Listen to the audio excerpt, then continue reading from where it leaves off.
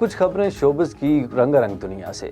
बॉलीवुड अदाकारा कंगना रनावत के खिलाफ कानूनी जंग में मशहूर शायर और नगमा निगार जावेद अख्तर को नाकामी का सामना हुआ है। मीडिया रिपोर्ट के मुताबिक मुंबई की अदालत ने जावेद अख्तर की कंगना रनावत के खिलाफ नाकाबिल जमानत वारंट गिरफ्तारी जारी करने की दरख्वास्त मुस्तरद कर दी।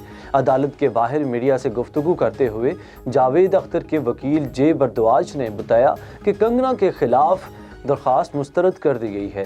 केस की समाअत 1 मई को अंधेरी मेट्रोपॉलिटन की अदालत में होगी।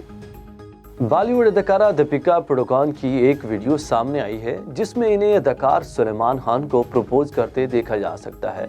वीडियो में अदाकारा सलमान खान को हाज़रीन के सामने शादी के लिए प्रपोज करते हुए घुटनों पर बैठ जाती हैं और कहती हैं, मैं आपसे शादी करना चाहती हूँ। सलमान खान अदाकारा के प्रपोजल पर जोर जोर से हंसते हैं और कहते हैं, दीपिका हो या कोई भी हो, ये नहीं होगा। तो ग्रैमी अवार्ड्स की तकसीम एजाज़ात की तकरीब गैर मुअय्यना मुद्दत तक के लिए मुलतवी कर दी गई है।